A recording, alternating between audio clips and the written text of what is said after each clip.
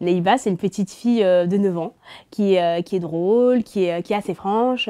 Sur le tome 1 notamment, elle a du mal à garder les secrets. Et un jour, elle apprend justement un secret sur son grand frère Ibrahima qu'elle a du mal à garder pour elle.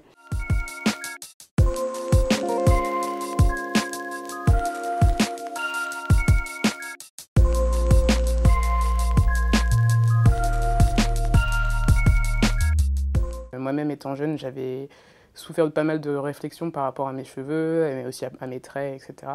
Et j'avais surtout ce souvenir très net d'une fois où je suis rentrée, où j'ai demandé à ma mère de défaire mes tresses parce que je ne les aimais plus. Et donc bien sûr, ma mère s'est doutée que c'était parce que à l'école, j'avais reçu des moqueries à ce sujet-là. Et elle m'a dit non.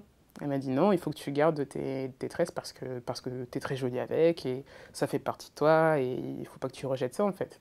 Donc ouais, c'était vraiment un peu le noyau qui m'a permis d'écrire l'histoire d'Adé, qui est finalement l'histoire de beaucoup de jeunes filles noires en fait. Le cheveu a quand même comme l'apparence des femmes noires tout court, un caractère politique en fait, du fait de ce que ces corps en fait vivent politiquement, économiquement et même dans la santé en général.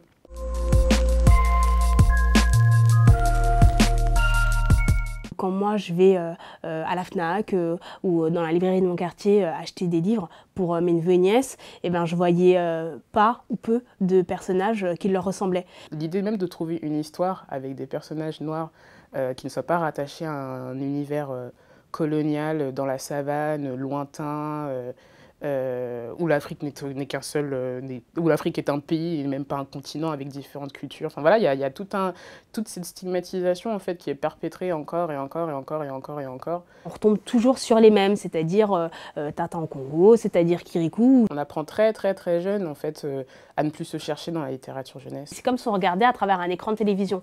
Il n'y a pas cette possibilité de s'identifier. Et ce dont les gens parfois ne se rendent pas compte, c'est que ça pose des réels problèmes d'identification et de confiance en soi quand on grandit, parce qu'on se dit, si je veux réussir dans la vie, il faut que je ressemble à quelqu'un d'autre que moi. Quand on a le choix entre soit des personnages blancs occidentalisés, soit des personnages noirs qui sont nés en Afrique, eh ben, c'est comme si on nous demandait encore, dès le plus jeune âge, de choisir. T'es français ou t'es noir? Alors qu'en fait, c'est un peu stupide de poser cette question. C'est comme si on disait, tu préfères vivre avec un foie ou avec j'en sais rien, ou avec un cœur ou un poumon. J'ai besoin des deux pour vivre en fait. Et cette réalité, c'est la nôtre quand on a cette double culture-là. Et pour moi, ça m'importait profondément d'apporter cette réalité-là dans ce livre-là.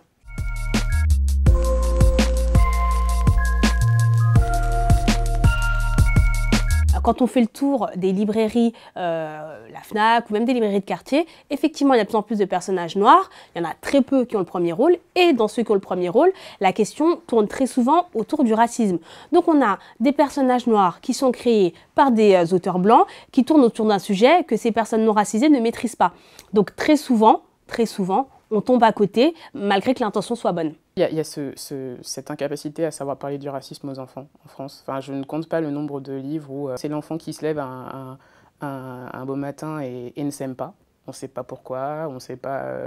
est-ce que c'est... Enfin, comme si ce désamour venait de lui-même. Et pour moi, c'est très, très grave en fait de véhiculer cette idée-là parce que c'est qu'on déresponsabilise totalement l'environnement où l'enfant a vécu en fait. À force de leur dire mais non, les gens qui t'embêtent, ce sont des enfants, c'est un jeu, ils ne le pensent pas ou des choses comme ça.